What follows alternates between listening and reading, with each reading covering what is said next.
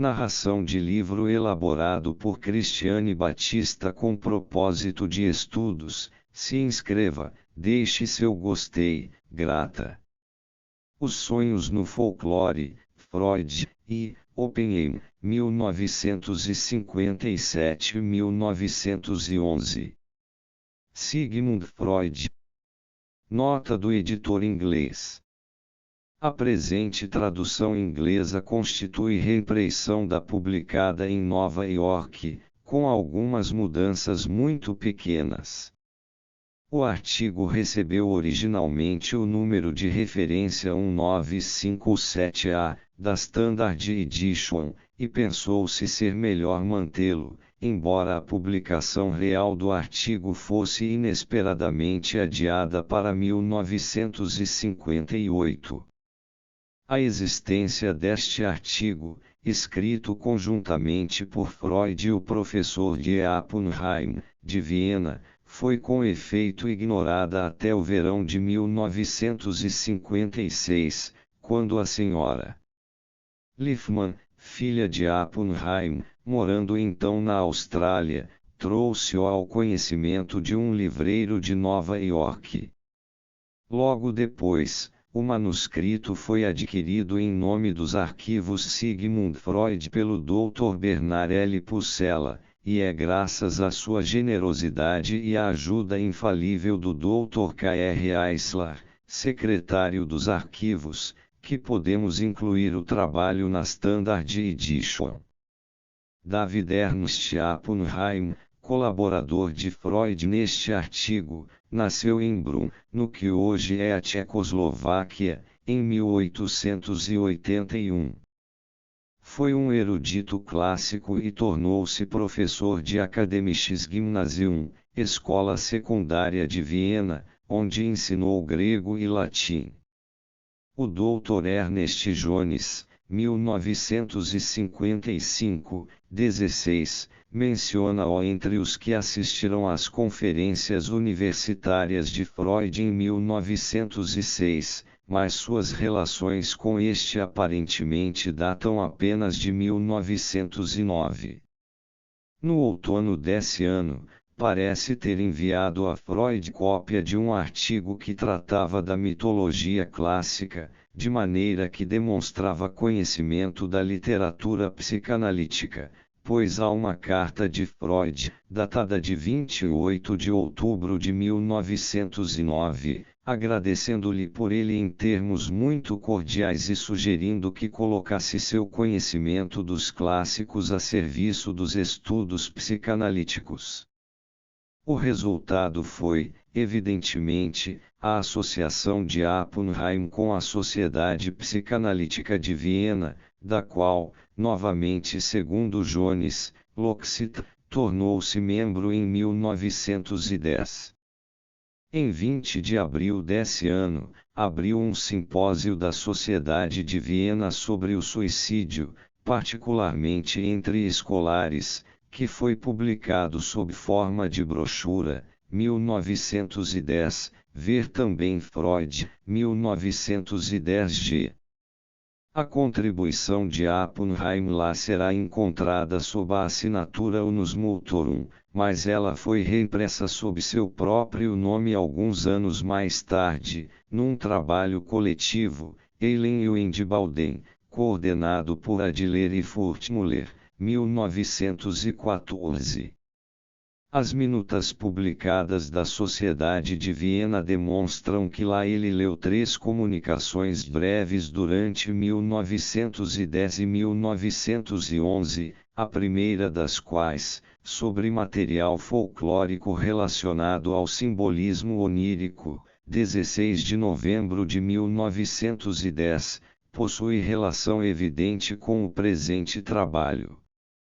Na primavera de 1911, Freud publicou a 3ª edição de A Interpretação de Sonhos e nela inseriu uma nota de rodapé mencionando o trabalho de Oppenheim com relação a sonhos no folclore e declarando que um artigo sobre o assunto deveria aparecer brevemente.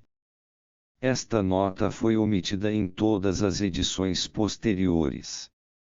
A omissão, bem como o desaparecimento do presente artigo são indubitavelmente explicados pelo fato de, logo depois, Oppenheim haver se tornado um adepto de Adler e, juntamente com 5 outros membros, ter se demitido da Sociedade Psicanalítica de Viena, em 11 de outubro de 1911. Morreu durante a Segunda Guerra Mundial no campo de concentração de Theresienstadt, no qual ele e sua esposa haviam sido internados. Após a guerra, a esposa emigrou para a Austrália, levando consigo o manuscrito, que pudera preservar. De acordo com seus desejos, a publicação dele foi retida até depois de sua morte. É possível datar a participação de Freud neste artigo dentro de limites bastante restritos. Ele não pode ter sido escrito antes da primeira parte de 1911, como se demonstra por uma referência do mesmo ao Dies Praxi des Traumes, de Steckel, publicado por volta do início desse ano, e deve ter sido completado antes do rompimento final com Adler no mesmo verão. Embora o manuscrito, tal como agora o possuímos, não tenha sofrido uma revisão final por parte dos autores, ele de fato exige apenas uma organização editorial muito pequena e fornece-nos um meio claro de ajuizar a parte que nele coube aos dois autores. O material bruto foi evidentemente coligido por Oppenheim e deriva em grande parte da revista Anthropophyteia, Leipzig, de 1904 a 1913, editada por F. S. Krauss, na qual Freud sempre tivera interesse especial. Cf. Sua carta aberta ao editor da mesma, 1910 f. E seu prefácio às Catalogicrites of All Nations, ritos escatológicos de todas as nações, da autoria de Burke, 1913 k.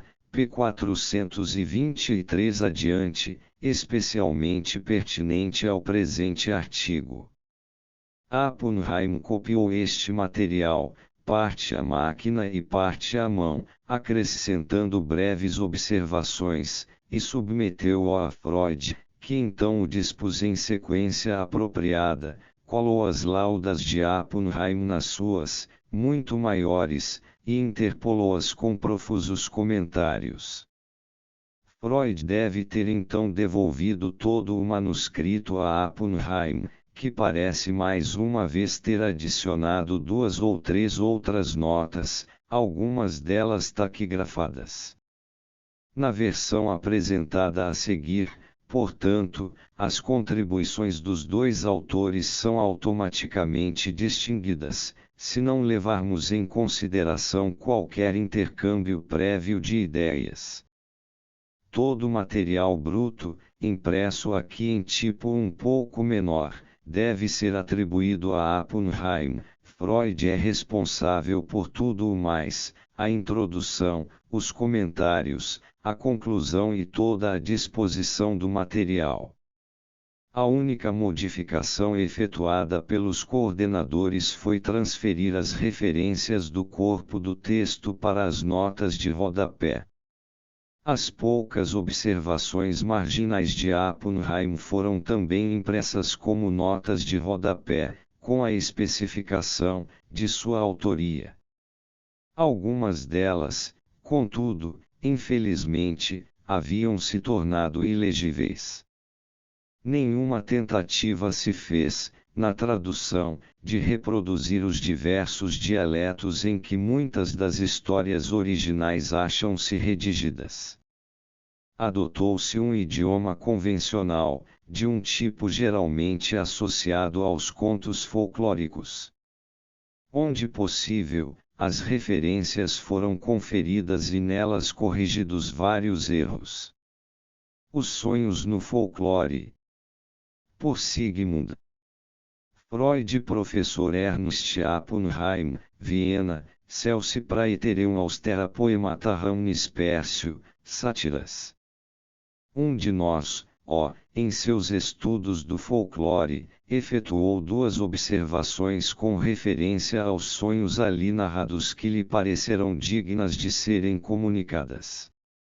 Em primeiro lugar, que o simbolismo empregado nesses sonhos coincide inteiramente com o aceito pela psicanálise, e, em segundo, que grande número desses sonhos são entendidos pelo povo comum da mesma maneira que seriam interpretados pela psicanálise, isto é, não como premonições sobre um futuro ainda não revelado, mas como realização de desejos, satisfação de necessidades que surgem durante o estado de sono.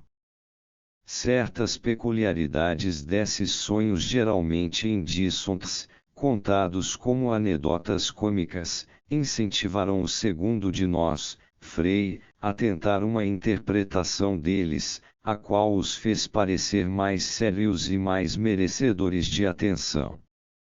1. Simbolismo do pênis em sonhos que ocorrem no folclore. O sonho que apresentamos em primeiro lugar, embora não contenha representações simbólicas, soa quase como uma ridicularização do profético e um apelo em favor da interpretação psicológica dos sonhos. Uma interpretação de sonho. Uma moça levantou-se da cama e disse à mãe que tivera um sonho muito estranho. E o que foi que você sonhou? Perguntou a mãe. Como lhe contar? Eu própria não sei o que era, uma espécie de coisa comprida, vermelha e rombuda. Comprida quer dizer uma estrada, disse a mãe, reflexivamente, uma estrada comprida, vermelho quer dizer alegria, mas não sei o que pode significar rombuda. O pai da moça, que nesse meio tempo se vestia e escutava tudo o que a mãe e a filha estavam dizendo, ante isso murmurou, mais ou menos para si próprio. Parece-se mais com o meu peru. É muito mais conveniente estudar o simbolismo onírico no folclore do que nos sonhos reais. Estes são obrigados a esconder coisas e só entregar seus segredos à interpretação. Contudo, estas anedotas cômicas disfarçadas em sonhos visam a ser comunicações destinadas a dar prazer à pessoa que as conta assim como a que as escuta, e, portanto, a interpretação se acrescenta bastante desavergonhadamente ao símbolo. Estas histórias deleitam-se em revelar os símbolos ocultadores. No quarteto seguinte, o pênis aparece como um cetro.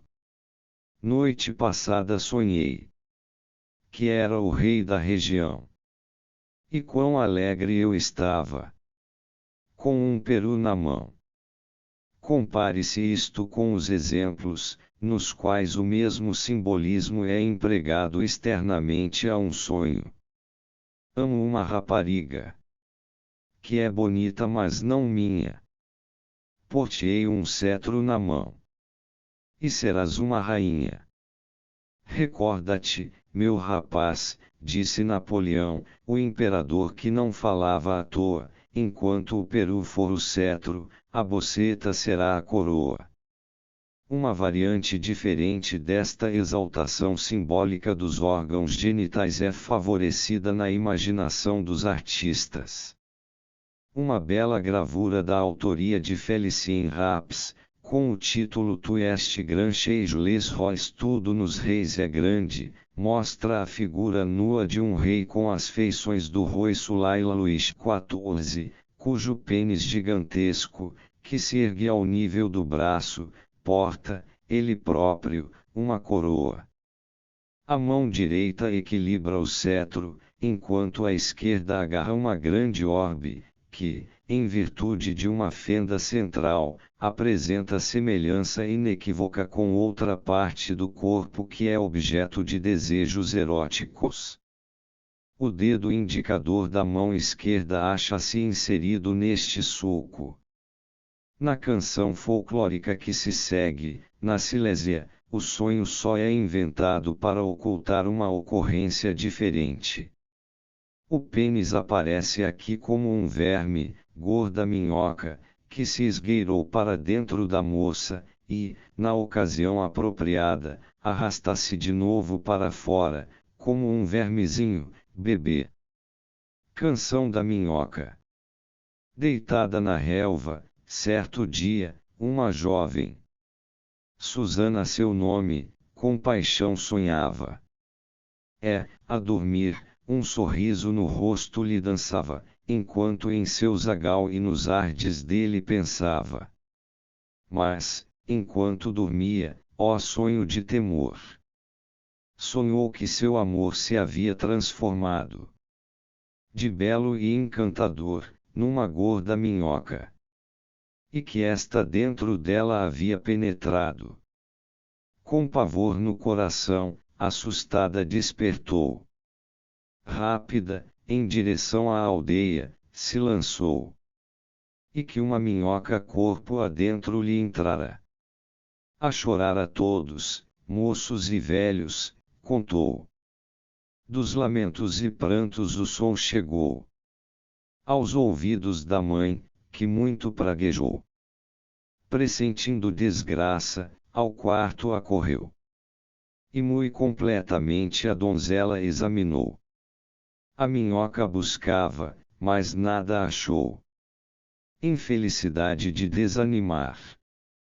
E assim, sem delongas, se apressou em auxílio a cartomante solicitar. Esta com perícia as cartas botou. E falou, ainda temos de esperar.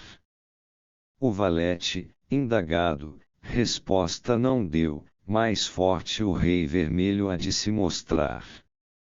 Aquilo que temeis, Rei Vermelho confirmou. O verme, realmente, nela penetrou, mas, como em tudo, há de se dar tempo ao tempo, a hora de apanhá-lo ainda não chegou. Quando as funestas palavras Susana escutou, cheia de tristeza no quarto se encerrou. Até que chegou a pavorosa hora, e, para fora, alegremente o vermezinho se esgueirou. Alertadas assim, ó donzelas, ficai de a sorte de Susana por guia tomar. Pois senão, para vossa pena e pesar, uma gorda minhoca em vós há de penetrar. A mesma simbolização do pênis por um verme é encontrada em diversas piadas obscenas. No sonho que agora se segue, o pênis é simbolizado por uma adaga. A mulher que o sonha está puxando uma adaga a fim de apunhalar-se, quando é acordada pelo marido e exortada a não arrancar fora seu membro. Um sonho mau. Uma mulher sonhou que as coisas haviam chegado a tal ponto que nada tinham para comer antes do feriado de fim de ano e tampouco podiam comprar coisa alguma. O marido havia bebido todo o dinheiro. Sobrava apenas um bilhete de loteria e até este realmente teriam de penhorar. Mas o homem ainda o estava guardando, porque a extração deveria realizar-se no dia 2 de janeiro. Disse ele, mulher, a extração será amanhã, deixemos o bilhete esperar mais um pouco. Se não ganharmos, então teremos de vendê-lo ou penhorá-lo. Bem, que o diabo o leve, tudo o que você comprou foi aborrecimento e tirou tanto dele quanto o leite de um bode. Então, o dia seguinte chegou e lá veio o jornaleiro. Ele o fez parar, apanhou um exemplar e começou a olhar a lista. Passou os olhos pelos números, correu todas as colunas, seu número não se achava nelas. Não confiou nos próprios olhos, examinou-as novamente e, desta vez, realmente, deu com o número de seu bilhete. O número era o mesmo, mas o número da série não conferia. Mais uma vez não confiou em si mesmo e pensou consigo: deve ser um engano. Espera um pouco, irei ao banco e certificar-me-ei de qualquer maneira. E lá se foi, cabisbaixo. No caminho, encontrou um segundo jornaleiro. Comprou outro exemplar de um segundo jornal, conferiu atentamente a lista e logo encontrou o número de seu bilhete. O número da série também era o mesmo que se achava no bilhete. Coubera-lhe o prêmio de 5.000 rublos. E rompeu banco adentro, correu para cima e pediu-lhes que pagassem imediatamente o bilhete premiado. O banqueiro disse-lhe que não poderiam pagar-lhe ainda, somente dentro de uma semana ou duas. O homem começou a implorar e a rogar: por favor, seja bondoso. Dê-me 1.000, pelo menos, posso receber o resto depois.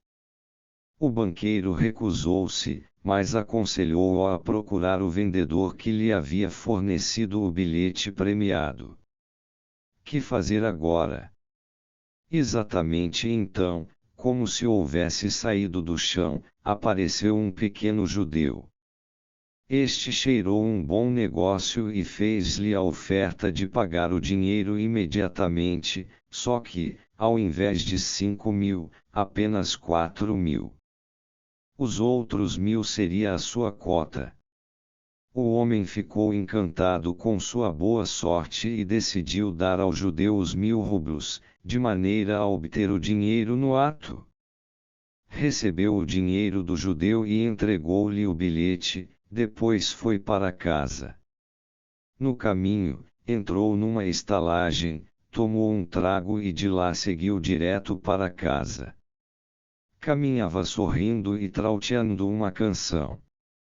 Sua mulher o viu pela janela e pensou: ele certamente vendeu o bilhete de loteria, pode-se ver como está alegre. Provavelmente fez uma visita à estalagem e embebedou-se, porque estava se sentindo infeliz. Aí o homem entrou, colocou o dinheiro sobre a mesa da cozinha e procurou a mulher para dar-lhe a boa notícia de que havia ganho e conseguido o dinheiro. Enquanto se abraçavam e beijavam, com alegria no coração por serem tão felizes, a filha de 3 anos apanhou o dinheiro e jogou-o no fogão. Aí, eles vieram contar o dinheiro e este não se achava mais lá. O último maço de notas já estava pegando fogo. Enfurecido, o homem apanhou a meninazinha pelas pernas e arremessou-a contra o fogão. Ela caiu morta. A desgraça era evidente, agora não havia meio de fugir à Sibéria. Apanhou o revólver e, bang! Deu um tiro no peito e caiu morto. Horrorizada por tal calamidade, a mulher agarrou uma adaga e ia apunhalar-se. Tentou tirá-la para fora da bainha, mas não conseguia, por mais que tentasse. Escutou então uma voz, como se proviesse do céu: chega, para! O que está fazendo? Ela acordou e viu que não estava puxando da adaga, mas sim do instrumento do marido, que lhe dizia: chega, larga, senão você vai arrancá-lo fora. A representação do pênis por uma arma, faca de corte, adaga etc., é-nos familiar a partir dos sonhos de ansiedade das mulheres abstinentes em geral, achando-se também na raiz de numerosas fobias em pessoas neuróticas. O complicado disfarce do presente sonho, contudo, exige que façamos uma tentativa de torná-lo mais claro para nós mediante uma interpretação psicanalítica baseada em interpretações já efetuadas. Assim procedendo, não estamos desprezando o fato de que iremos além do material apresentado no próprio conto folclórico e que, consequentemente, nossas conclusões perderão em certeza. visto este sonho terminar num ato de agressão sexual efetuado pela mulher como uma ação onírica. Isto sugere que devemos tomar o estado de necessidade material do conteúdo do sonho como substituto de um estado de necessidade sexual.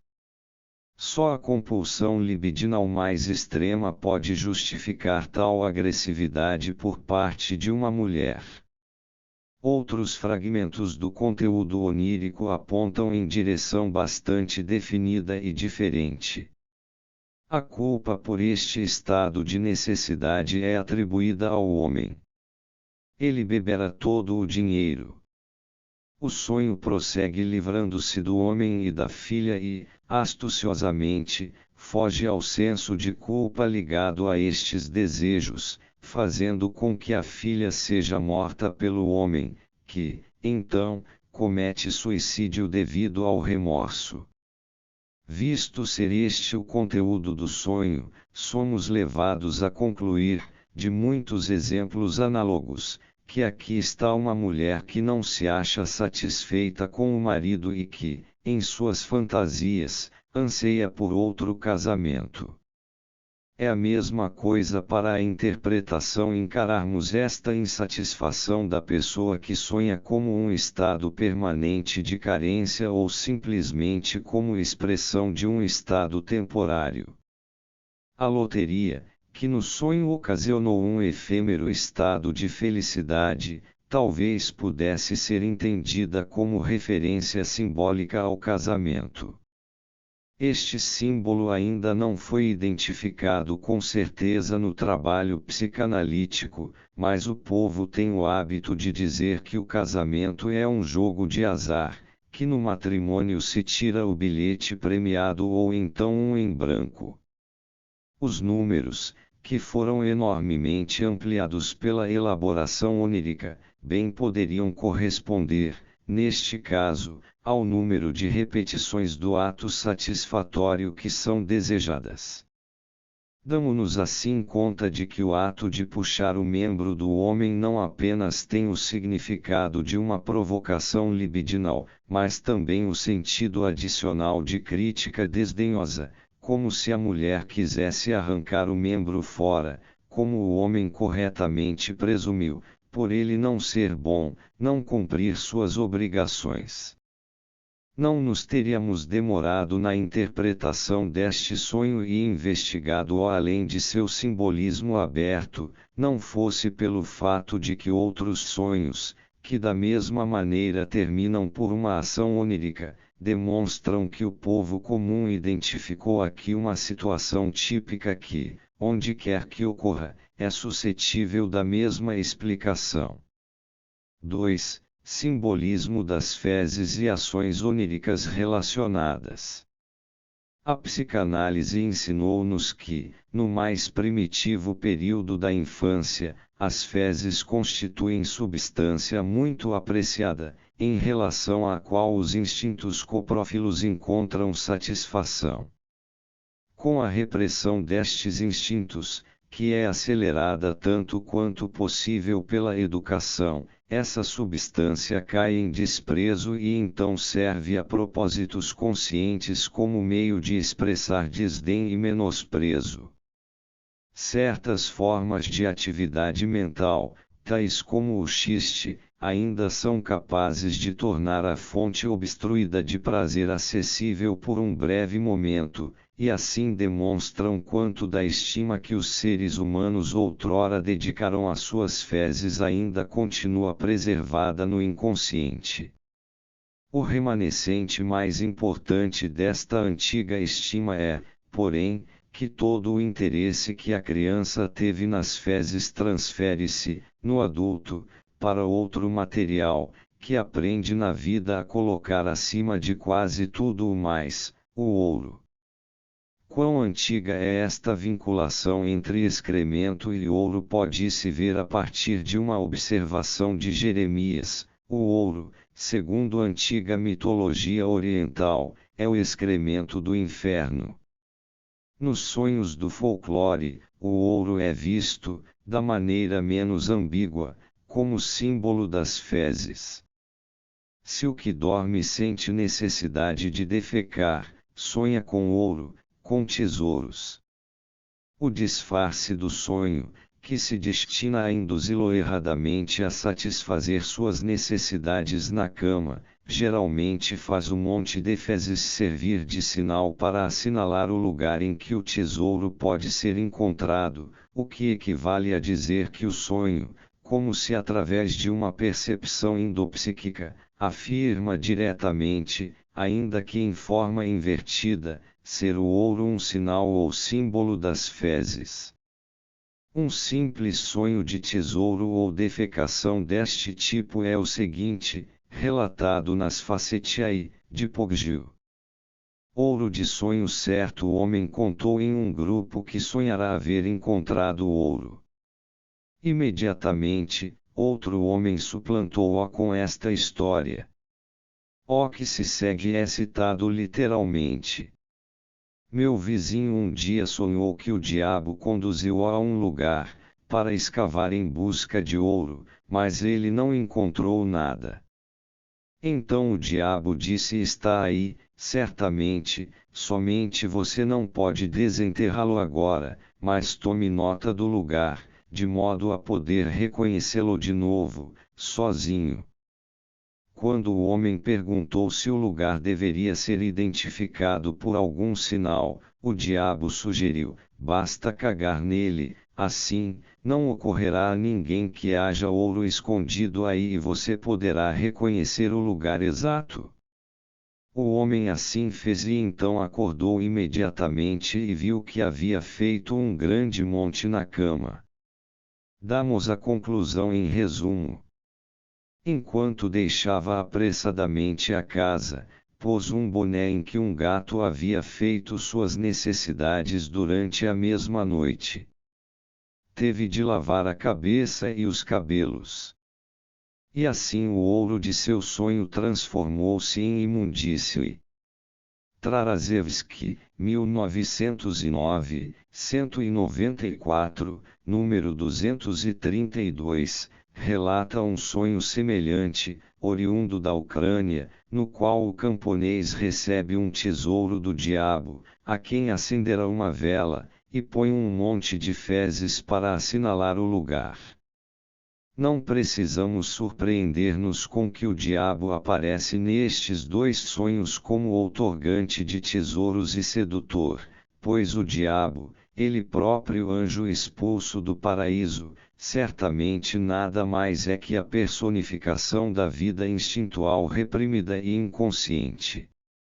Os motivos por trás destas simples anedotas cômicas sobre sonhos parecem esgotar-se num deleite cínico, na sujeira e numa satisfação maliciosa pelo constrangimento do que sonha. Noutros sonhos sobre tesouros, porém, a forma assumida pelo sonho é variada variert no ms, transcrito incorretamente como verwirrt no texto alemão sob todos os aspectos e inclui diversos constituintes cuja origem e significação bem podemos investigar, pois não encararemos nem mesmo estes conteúdos oníricos, destinados a fornecer uma justificação racionalista para a obtenção da satisfação, como inteiramente arbitrários e sem sentido. Nos dois exemplos seguintes, o sonho não é atribuído a uma pessoa a dormir sozinha, mas a uma de duas pessoas, dois homens, que partilham um só leito. Como resultado do sonho, o sonhador suja seu companheiro de cama. Um sonho vívido: dois viajantes chegaram cansados a uma estalagem e solicitaram acomodações para a noite. Sim, respondeu o estalajadeiro, se não tiverem medo, poderão conseguir um quarto, mas ele é mal assombrado. Se quiserem ficar, está bem, e o pernoite nada lhes custará, no que diz respeito ao quarto. Os rapazes se perguntarão: você tem medo? Não? Então apanharam outro litro de vinho e foram para o quarto que lhes fora destinado. Mal se haviam deitado quando a porta se abriu e uma figura branca deslizou através do quarto. Um dos companheiros perguntou ao outro: "Você viu algo?" "Vi." "E por que não disse nada?" "Espere, ela vai atravessar de novo o quarto." Realmente, a figura deslizou para dentro de novo. Um dos rapazes pulou da cama rapidamente, mas mais rápido ainda o fantasma deslizou para fora através da abertura da porta. O rapaz, muito rápido, escancarou a porta e viu a figura, uma bela mulher, já a meio caminho escadas abaixo. "O que está fazendo aqui?" gritou-lhe o rapaz. A figura parou, virou e falou: "Agora estou livre. Muito tempo tive de vagar. Como recompensa, fique com o tesouro que se acha exatamente no lugar onde você está parado." O rapaz ficou tão assustado quanto deliciado e, a fim de assinalar o lugar, levantou sua camisa de dormir e deixou cair um belo monte, porque pensava que ninguém limparia aquele sinal. Mas, exatamente quando se achava no melhor da coisa, sentiu alguém subitamente agarrá-lo. "Seu porco sujo", berraram-lhe no ouvido, "você está cagando na minha camisa." Ante essas grosseiras palavras, o feliz sonhador despertou de sua boa sorte de mentira para descobrir-se rudemente arremessado para fora do leito. Cagou na sepultura. Dois cavalheiros chegaram a um hotel, comeram a ceia, beberam e, por fim, quiseram recolher-se. Perguntaram ao encarregado se podia conseguir-lhes um quarto. Como os quartos se achavam todos tomados, o encarregado cedeu-lhes o seu, em que ambos deveriam pernoitar, pois logo encontraria um lugar para dormir noutra parte. Os dois homens deitaram-se na mesma cama. Um espírito apareceu a um deles em sonho, acendeu uma vela e conduziu-o ao cemitério. O portão se abriu e o espírito, com a vela na mão e o homem atrás dele, caminhou até a sepultura de uma virgem. Quando lá chegaram, a vela subitamente se apagou. "O que farei agora? Como poderei dizer qual é a sepultura da donzela amanhã, quando for dia?" perguntou ele no sonho. Então uma ideia lhe veio em salvação, abaixou as calças e cagou na sepultura. Quando acabou de cagar, seu companheiro, que dormia ao lado, esbofeteou-o primeiro numa face e depois na outra. "O que? E você me caga bem na cara?" Nestes dois sonhos, em lugar do demônio aparecem outras figuras sobrenaturais, a saber, fantasmas, isto é, espírito de mortos. O espírito do segundo sonho conduz realmente o que sonha até o cemitério, onde deve assinalar uma sepultura específica defecando sobre ela.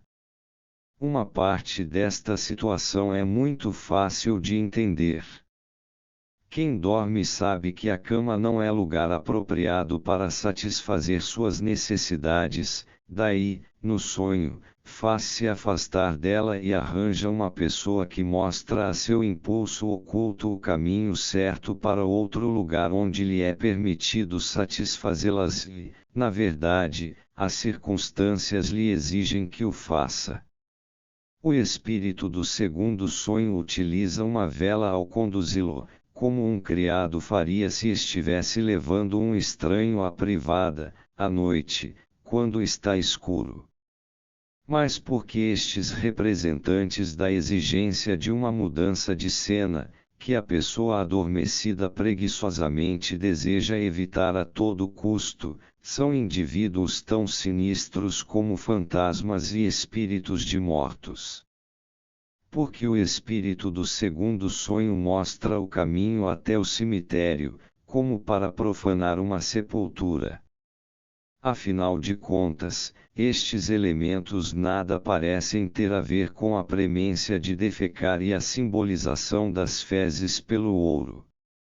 Há neles indicação de uma ansiedade que talvez pudesse ser remontada a um esforço para suprimir a realização da satisfação na cama, mas esta ansiedade não explicaria a natureza específica do conteúdo onírico, ou seja, sua referência à morte. Abster-nos-emos de efetuar uma interpretação neste ponto e acentuaremos ainda, como a necessitar de explicação, o fato de que em ambas as situações, em que dois homens estão dormindo juntos, o elemento sinistro do guia fantasmagórico acha-se associado a uma mulher. O espírito do primeiro sonho é logo revelado como sendo uma bela mulher, que sente ter sido agora libertada, e o do segundo mostra o caminho até a sepultura de uma moça, na qual a marca assinaladora deve ser colocada. Voltemo-nos, em busca de maiores esclarecimentos, para alguns outros sonhos de defecação deste tipo, em que os companheiros de leito não são mais dois homens, mas sim um homem e uma mulher, um casal. O ato de satisfação realizado no sono, em resultado do sonho, parece aqui particularmente repelente, mas talvez por essa própria razão oculte um sentido especial. Em primeiro lugar, porém, apresentaremos um sonho, por causa de sua vinculação em conteúdo com o que o seguem, que, estritamente falando, não se ajusta no plano que acabamos de formular. Ele é incompleto, visto que um elemento, isto é, o sonhador a sujar seu companheiro de leito, a esposa, acha-se ausente. Por outro lado, a vinculação entre a premência de defecar e temor da morte é extremamente evidente.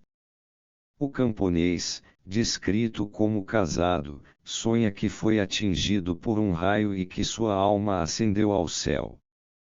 Lá em cima, implora que lhe seja permitido retornar mais uma vez à terra, a fim de ver a mulher e os filhos, obtém permissão para transformar-se numa aranha e deixar-se cair pelo fio tecido por ele próprio. O fio é curto demais e o esforço para emitir ainda mais fio do corpo resulta em defecação. Sonho e realidade. Um camponês deitou-se e teve um sonho. Viu-se no campo com os seus bois, arando. Então repentinamente, caiu um raio e o matou. Depois sentiu muito claramente sua alma flutuando para cima, até que, por fim, chegou ao céu. São Pedro estava parado nos portões de entrada e ia mandar o camponês entrar sem mais conversa, mas esse implorou que lhe fosse permitido descer à terra uma vez mais, a fim de poder, pelo menos, despedir-se da mulher e dos filhos. Mas São Pedro disse que não poderia fazê-lo, pois uma vez um homem chegue ao céu não lhe é permitido retornar ao mundo. Ante isto, o camponês chorou e implorou lastimosamente, até que, por fim, São Pedro concordou. Entretanto, só havia uma maneira possível de o camponês ver sua família de novo e essa era São Pedro transformá-lo num animal e enviá-lo para baixo. Assim, o camponês foi transformado numa aranha e teceu um longo fio, pelo qual se deixou cair. Quando chegou exatamente em cima de seu lar, ao nível das chaminés e já podia ver as crianças brincando no prado, para seu horror notou que não podia mais fiar. Naturalmente, seu medo foi grande, pois certamente queria chegar até o chão. Então se espremeu e espremeu para fazer o fio mais comprido. Espremeu-se com toda a força, houve um ruído alto, e o camponês acordou. Algo muito humano havia lhe acontecido enquanto dormia. Encontramos aqui o fio tecido como um novo símbolo para fezes evacuadas, embora a psicanálise não nos forneça nem o correspondente para essa simbolização, mas, pelo contrário, atribua outro significado simbólico a fio. Esta contradição será resolvida posteriormente. O sonho seguinte, ricamente elaborado e mordazmente narrado, poderia ser descrito como sociável. Ele termina com a esposa sendo sujada. Seus pontos de concordância com o sonho anterior, no entanto, são muito marcantes. O camponês, é verdade, não está morto, mas se acha no céu, quer retornar à terra e experimenta a mesma dificuldade em enfiar um fio suficientemente longo para permitir-lhe chegar embaixo. Todavia, não tece este fio para si mesmo como uma aranha, de seu próprio corpo, mas, de maneira menos fantástica, de tudo que pode amarrar, e, como o fio ainda não é bastante longo para chegar, os anjinhos efetivamente o aconselham a defecar e a incompridar a corda com os excrementos. A ascensão do camponês ao céu. Um camponês teve o seguinte sonho. Ele escutara que o trigo no céu estava muito valorizado, de maneira que pensou que gostaria de levar seu trigo para lá.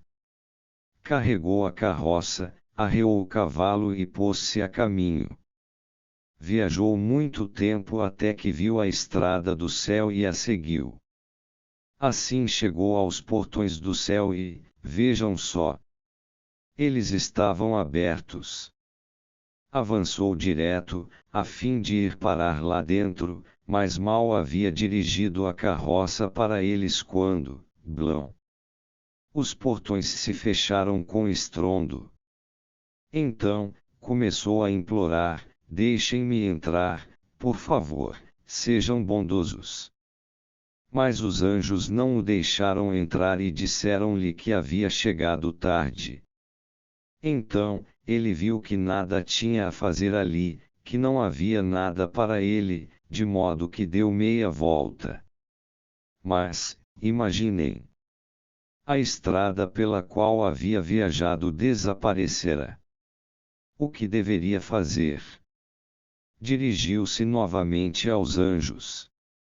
Queridinhos, por favor, sejam bonzinhos e levem-me de volta à terra, se for possível. Deem-me uma estrada, a fim de que possa voltar a casa com meu cavalo e minha carroça.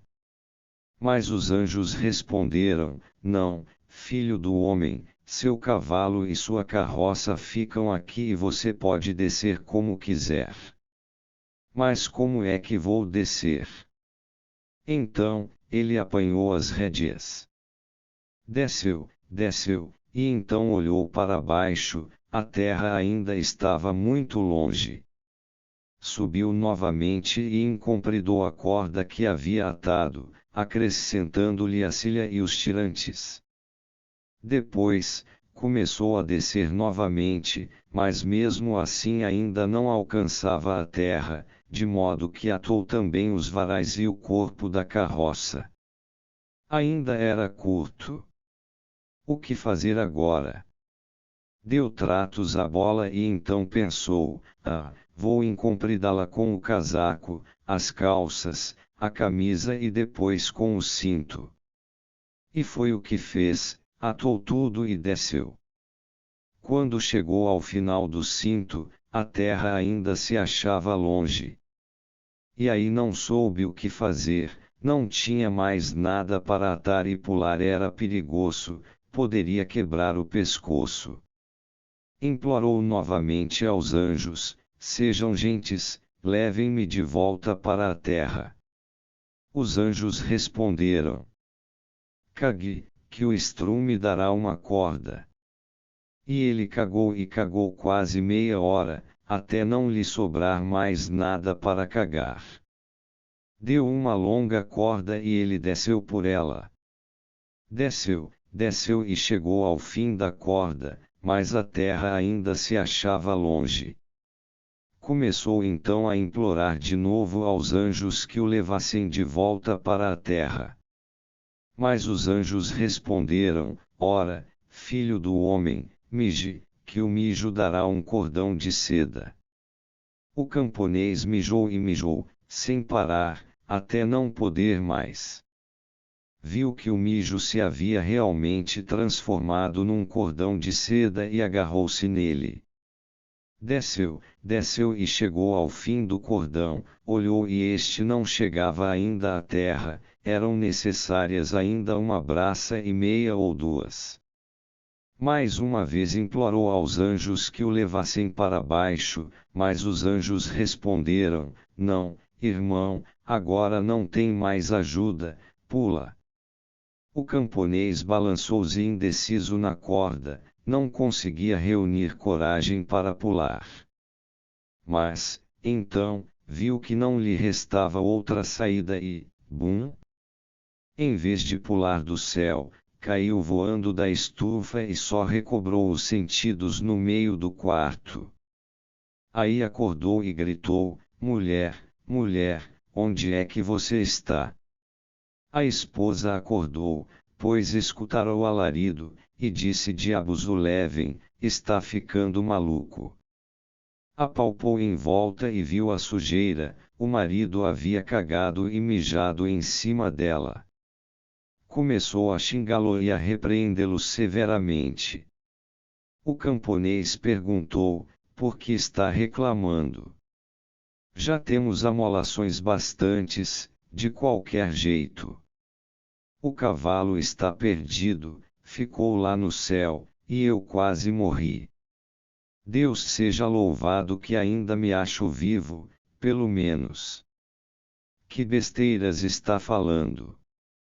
Você andou bebendo demais. O cavalo está no estábulo, você estava em cima da estufa e me sujou toda e depois pulou lá de cima.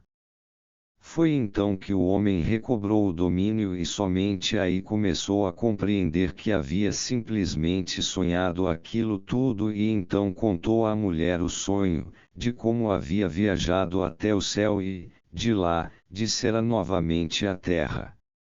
Neste ponto, contudo, a psicanálise impõe-nos uma interpretação que altera toda nossa visão desta espécie de sonhos. Objetos extensíveis, assim nos diz a experiência de interpretação de sonhos, são normalmente símbolos de ereção.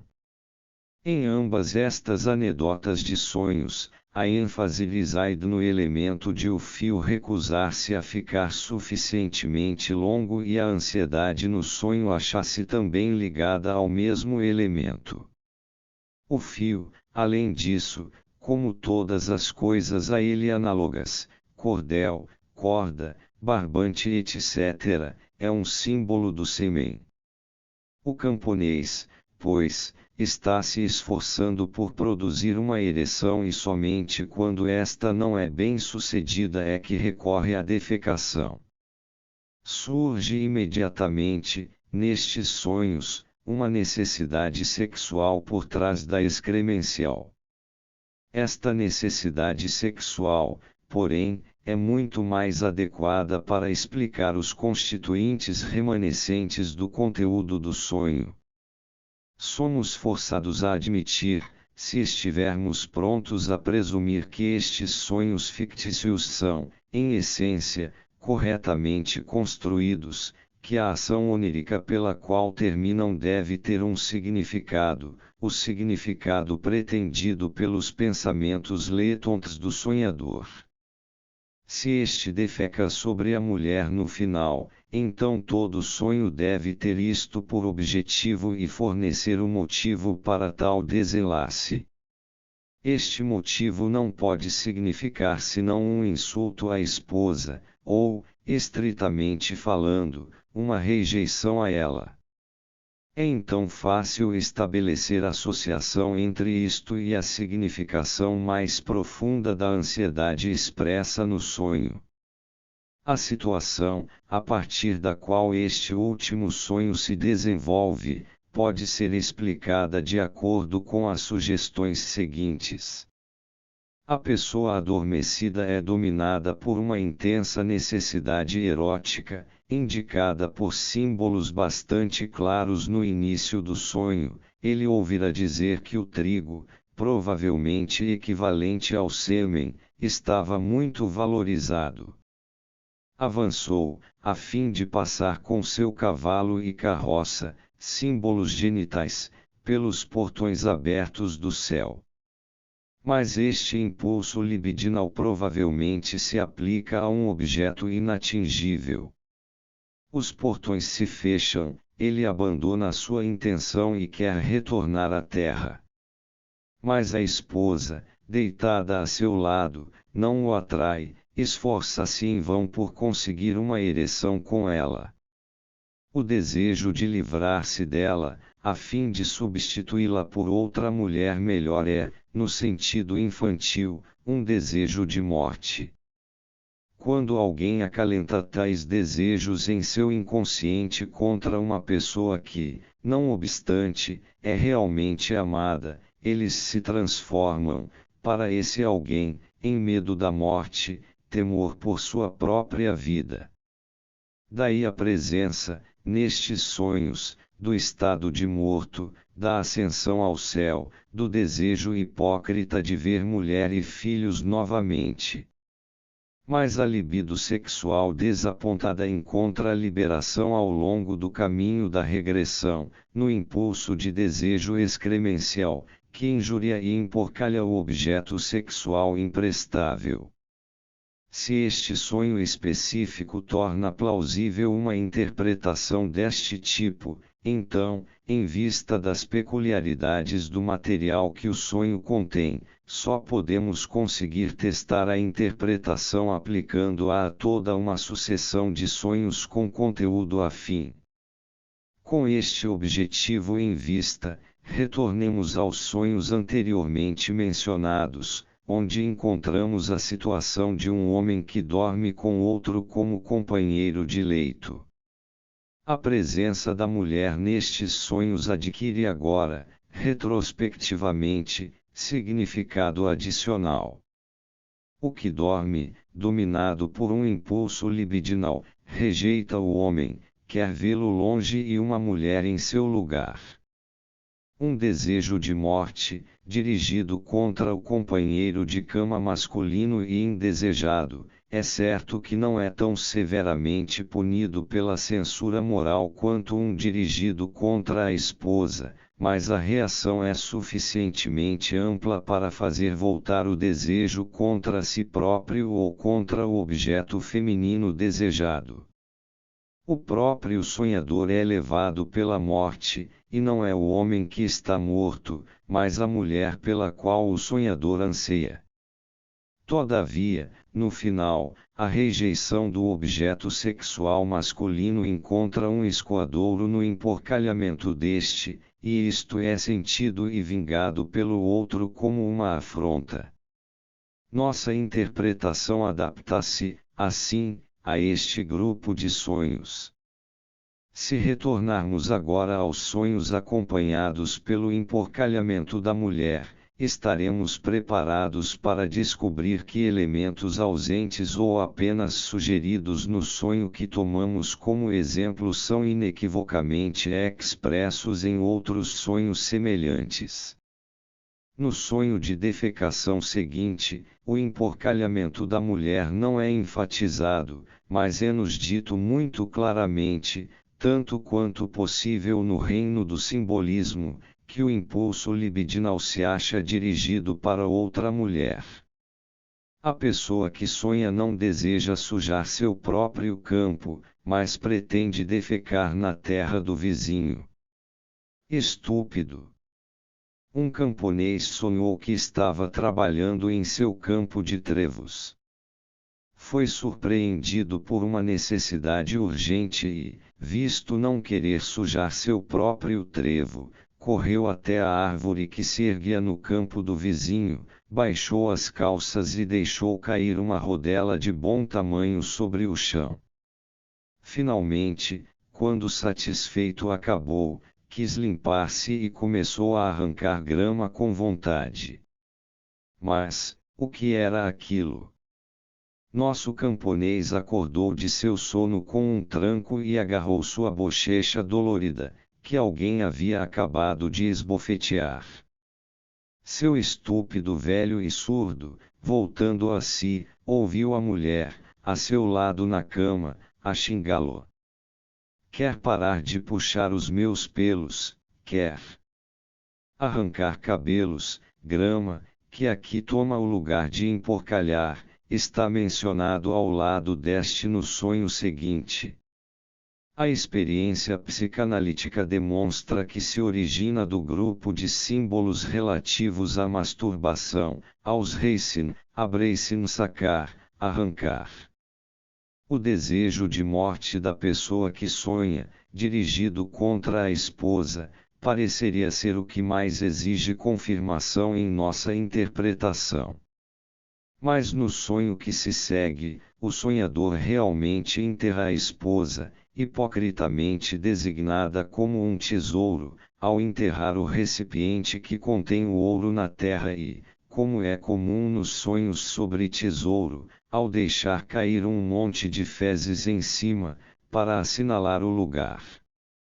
Durante a escavação, ele está com as mãos ocupadas na vagina da mulher. O sonho do tesouro. Certa vez um camponês teve um sonho terrível. Pareceu-lhe que era tempo de guerra e que todo o distrito estava sendo saqueado pelos soldados inimigos. Mas ele possuía um tesouro em relação ao qual se achava tão assustado que não sabia bem o que fazer com ele nem mesmo onde, na verdade, deveria escondê-lo. Por fim, pensou em enterrá-lo no jardim, onde sabia de um lugar bom e apropriado. E sonhou ainda que saiu e foi até o lugar onde queria cavar a terra, de maneira a colocar grande pote no buraco. Mas, ao procurar uma ferramenta para escavar, não encontrou nada em volta e afinal teve de usar as mãos. Assim, cavou o buraco com as mãos nuas, nele depositou o pote de barro com o dinheiro e cobriu tudo novamente com terra. Já ia embora, mas deteve-se lá um instante e pensou consigo mesmo, mas, quando os soldados se forem de novo, como farei para encontrar o tesouro, se não passe uma marca aqui? E imediatamente começou a procurar, procurou aqui e acolá, em cima e embaixo, em todo o lugar. Não, no final nada encontrou, em parte alguma que lhe pudesse indicar novamente o lugar em que enterrara o dinheiro. Logo em seguida, porém, sentiu uma necessidade. Ah, disse consigo, é isso mesmo, posso cagar em cima. De maneira que abaixou as calças imediatamente e fez um belo monte no lugar em que enterrara o pote. Viu então perto dele, um pouco de grama e ia arrancá-la, de modo a poder limpar-se com ela. Nesse momento, porém, recebeu uma bofetada tal que, por um segundo, ficou inteiramente tonto e olhou em volta espantado. Logo em seguida escutou a esposa, fora de si de raiva, a gritar-lhe: seu bastardo atrevido, seu imprestável. Pensa que tenho de aturar tudo que vem de você. Primeiro mexe com as duas mãos na minha boceta, depois caga em cima dela e agora quer até arrancar-lhe os pelos. Com este exemplo, retornamos aos sonhos de tesouro com que começamos, e observamos que estes sonhos de defecação que se relacionam a tesouros contêm pouco ou nenhum medo da morte, enquanto que os outros, nos quais a relação com a morte é diretamente expressa, sonhos de uma ascensão ao céu, desprezam o tesouro e motivam a defecação de outras maneiras. É quase como se a transformação hipócrita da esposa num tesouro evitasse a punição pelo desejo de morte. Um desejo de morte dirigido contra a mulher é muito claramente admitido em outro sonho de ascensão ao céu, o qual, contudo, não termina pela defecação sobre o corpo da mulher, mas por uma atividade sexual que inclui seus órgãos genitais, como já acontecera no sonho anterior. A pessoa que sonha realmente encurta a vida da esposa, a fim de alongar a sua, ao passar óleo da lâmpada da vida dela para a sua própria. Como compensação por esta hostilidade indisfarçada, aparece no final do sonho algo semelhante a uma tentativa de carícia.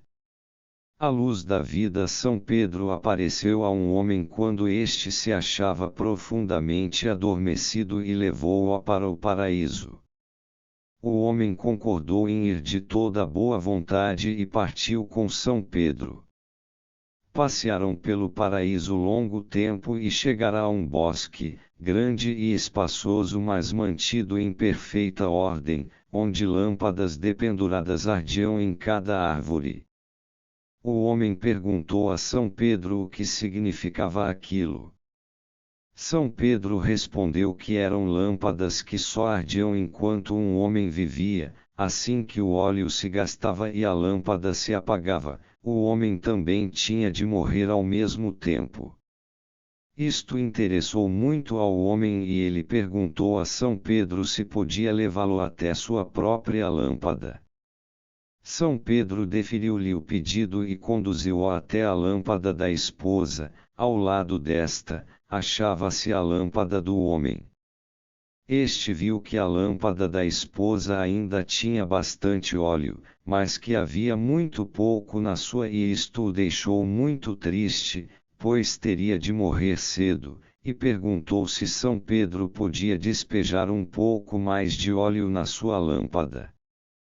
São Pedro respondeu que era Deus que colocava o óleo, no momento em que um homem nascia e determinava para cada um a duração da vida. Isto deixou o homem muito abatido e ele chorou e lamentou-se ao lado de sua lâmpada. São Pedro lhe disse: fique aí, mas eu tenho de ir, tenho mais o que fazer. O homem rejubilou-se com isto e, mal São Pedro se achava fora de vista, começou a mergulhar o dedo na lâmpada da mulher e a pingar o óleo na sua própria.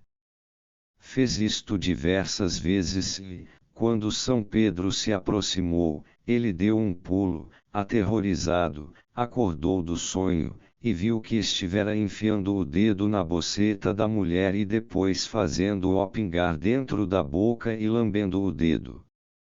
Nota: segundo uma versão contada por um viajante de Sarajevo, o homem desperta após levar da mulher um bofetão nos ouvidos, pois a havia acordado ao mexer em suas partes pudendas. Nesta versão, São Pedro acha-se ausente e, ao invés de lâmpadas pendentes, há vidros com óleo a queimar. De acordo com uma terceira versão, que escutei de um estudante em Mostar, um venerável homem de barbas brancas mostra ao homem diversas velas a arder. A dele é muito delgada, e a da mulher enormemente espessa. A fim de alongar sua vida, o homem começa então, com ardente entusiasmo, a lamber a vela grossa. Mas leva então uma tremenda bofetada. Eu sabia que você era um bobo, mas, honestamente, não sabia que fosse um porco também, disse-lhe a mulher, porque, no sono, ele lhe estava lambendo a boceta. A história é extraordinariamente difundida na Europa.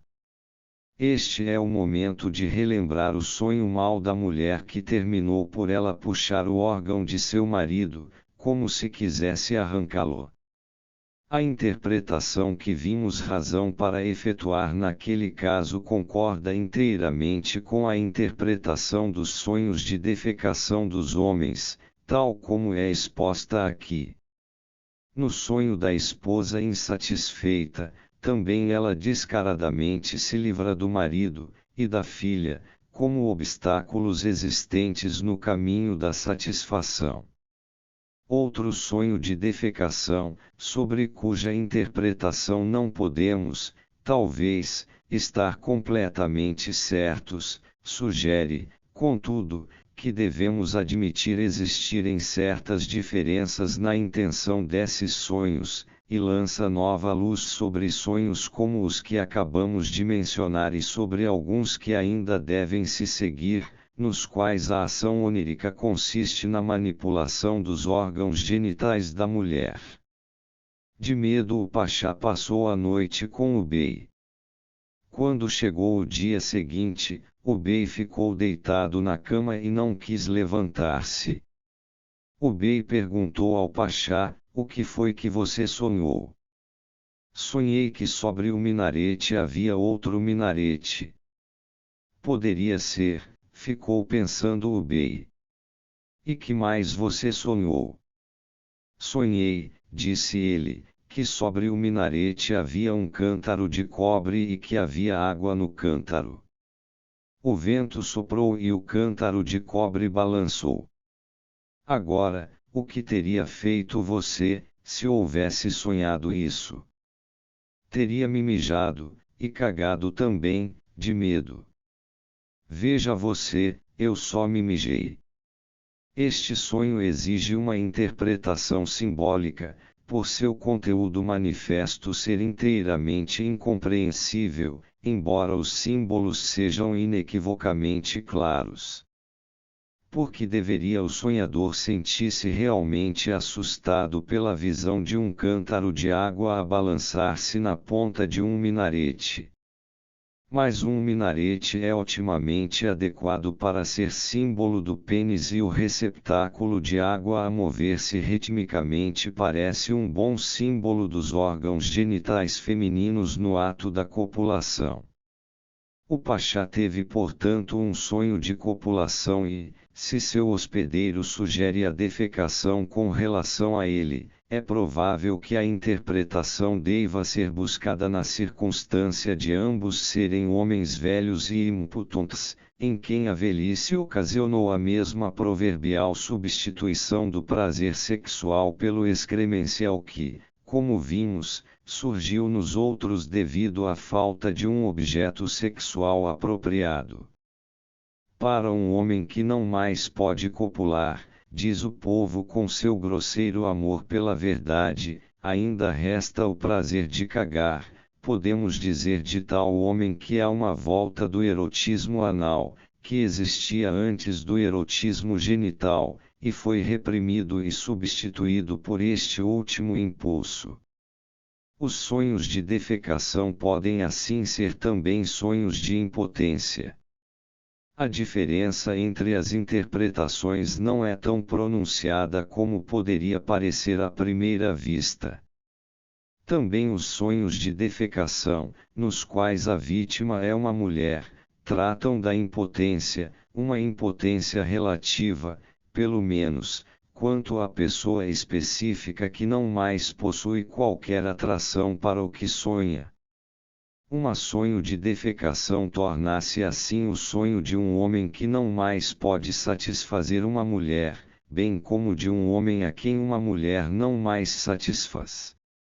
A mesma interpretação, de sonhos de impotência, também pode ser aplicada a um sonho das facetiae, de Poggiu, que, manifestamente, se apresenta como o sonho de um homem ciumento, isto é, na realidade, de um homem que não acha que possa satisfazer sua mulher. O anel da fidelidade Franciscus Phileufus tinha ciúmes da mulher e, atormentado pelo grande temor de que ela tivesse relações com outro homem, dia e noite lhe montava guarda. Visto que o que nos ocupa na vigília costuma retornar nos sonhos, apareceu-lhe durante o sono um demônio que lhe disse que, se agisse de acordo com suas ordens, a mulher sempre lhe permaneceria fiel. No sonho, Franciscus respondeu-lhe que ficaria muito penhorado e prometeu-lhe uma recompensa. "Toma este anel", respondeu o demônio, e usa-o em teu dedo com cuidado. Enquanto o usares, tua mulher não poderá deitar-se com nenhum outro homem sem o teu conhecimento. Enquanto acordava, excitado de alegria, sentiu que estava enfiando o dedo na vulva da esposa. Os ciumentos não têm melhor expediente. Desta maneira, suas mulheres nunca se podem deixar possuir por outro homem sem o conhecimento dos maridos.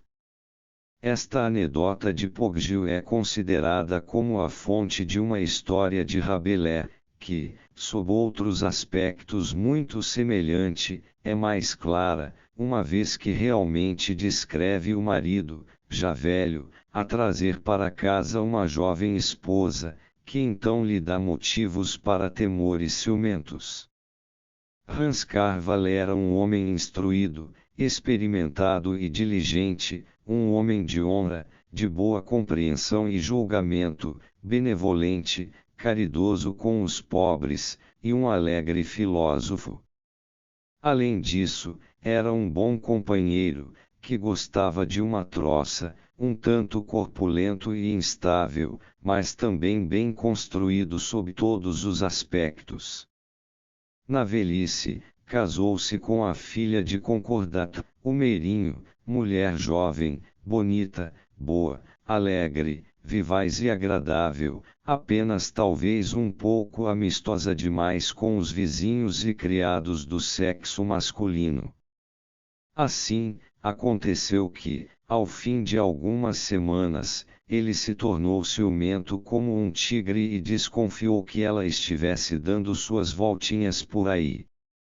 Para resguardar-se disto, relatou-lhe toda uma série de agradáveis histórias de castigos por adultério, leu-lhe muitas vezes em voz alta encantadoras lendas de mulheres virtuosas, pregou-lhe o evangelho da castidade, escreveu-lhe um pequeno volume de canções em louvor da fidelidade matrimonial, atacou com palavras mordazes e cáusticas a licenciosidade das esposas indisciplinadas e, além disso tudo, ofertou-lhe um magnífico colar, cravejado de safiras orientais.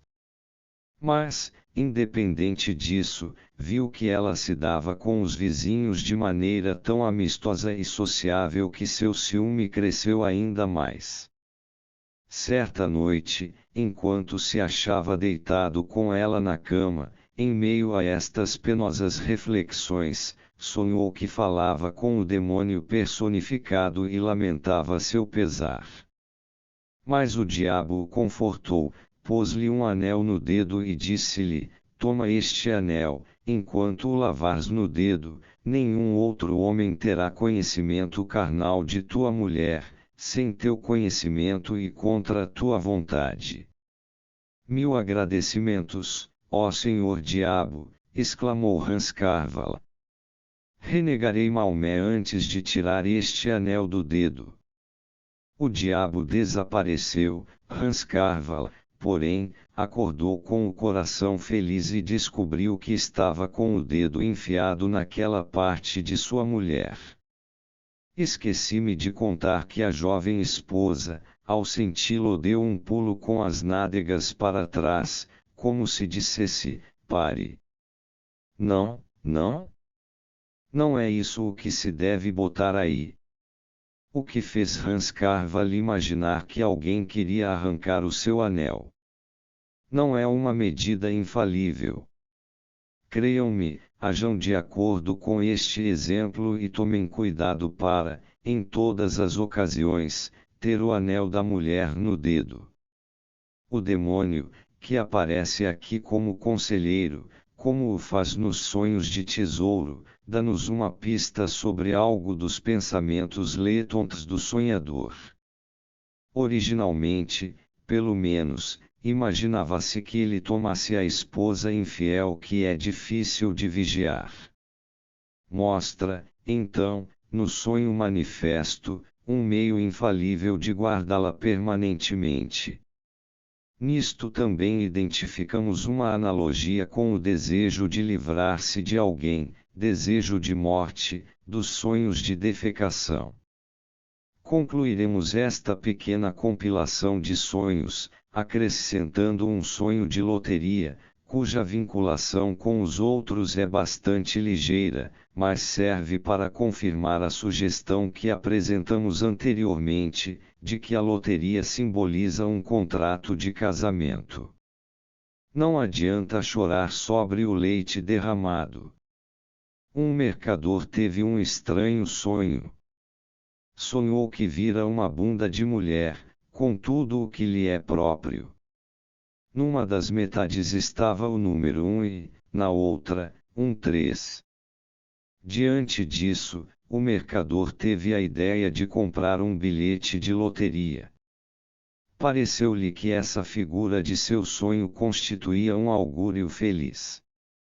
Sem esperar até a 9ª hora, a primeira coisa que fez foi correr até o banco, pela manhã, a fim de adquirir o bilhete.